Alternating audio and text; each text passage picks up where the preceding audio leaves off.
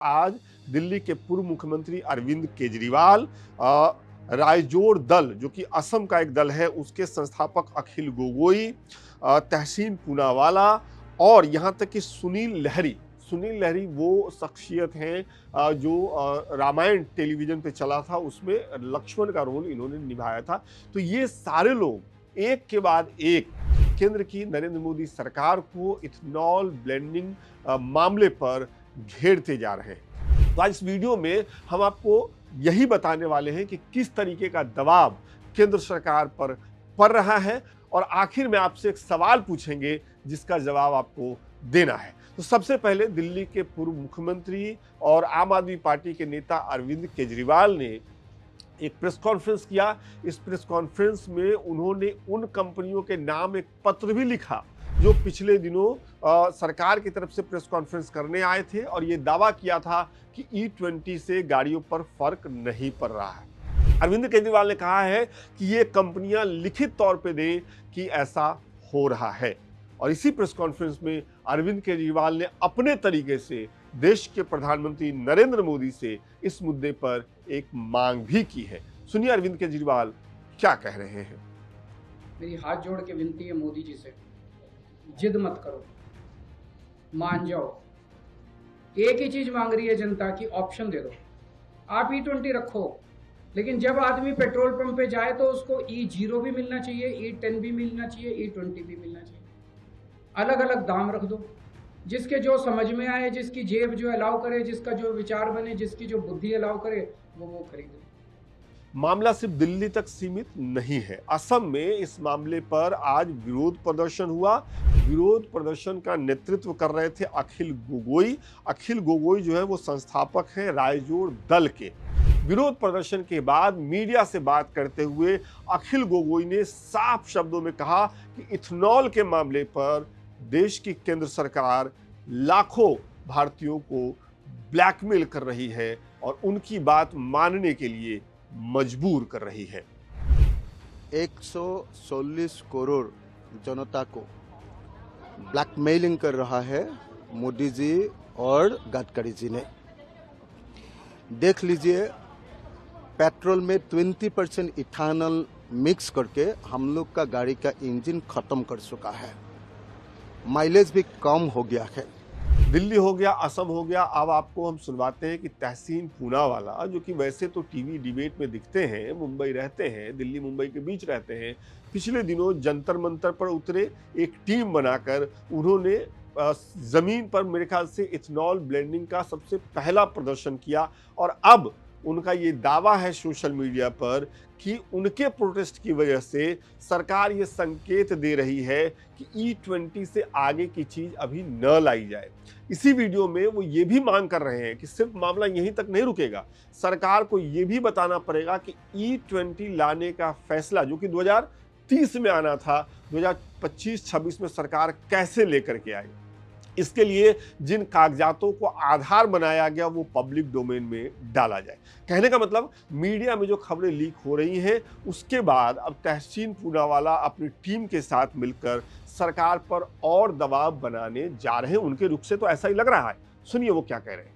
It seems after our collective protest at Jantar Mantar, the government has given in and has agreed not to roll out further ethanol blended petrol or higher ethanol blended petrol, which is ethanol 25, until the 360-degree infrastructure is ready. But the question still remains, why did the government prepone the ethanol 20 blending program and roll it out when 360-degree infrastructure was not available?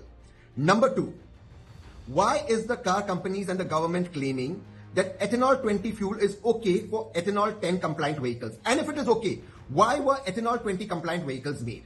Third, we still demand all documents of ethanol 20 program be made public, which is not in public domain. Government talks through sources. And fourth, a solution for all the vehicles pre-2023, which is more than 80% of the Indian vehicles that are affected by the ethanol 20 blending program. और आखिर में सुनील लहरी साहब को भी आपको सुनवाते हैं। सुनील लहरी, जैसा कि मैंने आपको बताया कि रामायण सीरियल जो आया था उसमें लक्ष्मण का रोल इन्होंने किया था। जैसे राम का रोल करने वाले अरुण गोविल तो सांसद बन गए भारतीय जनता पार्टी से ही। सुनील लहरी भी लगातार भारतीय जनता पार्टी का हर मुद्दे पर समर्थन ही करते आए हैं सोशल मीडिया पर। आमतौर पर इस मामले में, इथेनॉल वाले मामले में वो भी सरकार से मांग कर रहे हैं और अरविंद केजरीवाल की तरह ये कह रहे हैं कि भाई कस्टमर के पास कस्टमर के पास ये चॉइस हो कि वो अपनी गाड़ी में क्या डालना चाहता है। वो E20 डालना चाहता है, E10 डालना चाहता है या E85 डालना चाहता है या पैसे ज्यादा देकर पूरी तरीके से पेट्रोल डालना चाहता है। सुनिए वो क्या कह रहे हैं। प्रणाम दोस्तों, हम सब ने एथेनॉल मिक्स फ्यूल के बारे में सुना है जो गाड़ियों में आजकल यूज हो रहा है, और बहुत कुछ लोगों ने कहा है इसके बारे में। और मेरा भी यही मानना है कि सरकार या कोई भी अथॉरिटीज़ द्वारा ये ज़बरदस्ती पब्लिक के ऊपर थोपना नहीं चाहिए। चॉइस देनी चाहिए, जिसमें हमारे पास चॉइस हो कि हम नॉर्मल पेट्रोल यूज़ करना चाहें या इथेनॉल मिक्स पेट्रोल यूज़ करना चाहें। उस तरह की चॉइस होनी चाहिए। अब आपने सुना दिल्ली के पूर्व मुख्यमंत्री अरविंद केजरीवाल को, आपने सुना तहसीन पूनावाला को और आपने सुना उस व्यक्ति को जो आज तक मोदी सरकार और केंद्र सरकार के हर मामले पर उसका बचाव करती आई है।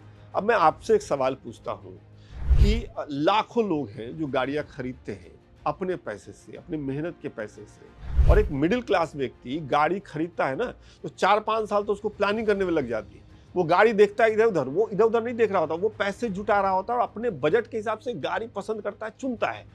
उस गाड़ी के लेने के बाद अगर सरकार ये बाध्य कर रही है कि नहीं आपको E10 नहीं मिलेगा, E20 ही मिलेगा या कल को E85 या E25 मिलेगा, तो ये जबरदस्ती नहीं है क्या?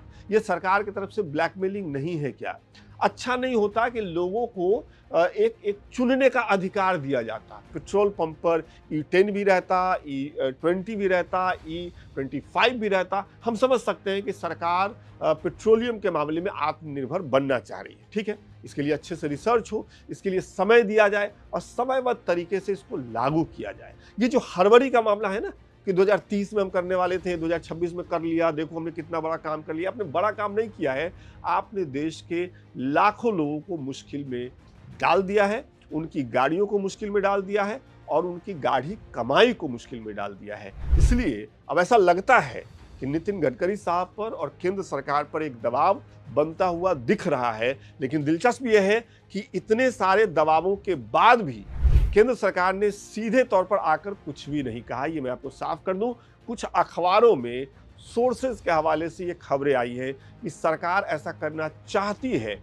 दबाव को देखते हुए, विरोध प्रदर्शन को देखते हुए कि E25 का जो मामला है उसको टाल दिया जाए। तो ये जो पूरा इथेनॉल वाला मामला है, आपने सब लोगों को सुना, आपने हमारी बात भी सुनी। अब हम आपकी बात सुनना चाहते हैं। कमेंट बॉक्स में अपने अनुभव बताइए। अगर आपकी गाड़ी के या आपके जानने वाले किसी की गाड़ी का माइलेज कम हुआ है, अगर उनको भारी नुकसान हुआ है, अगर उनको इंश्योरेंस कंपनियों ने इंश्योरेंस का पैसा देने से मना कर दिया है, तो प्लीज़ हमारे कमेंट बॉक्स में लिखिए। हम और हमारी टीम आपसे संपर्क करने की भी कोशिश करेगी। बहुत बहुत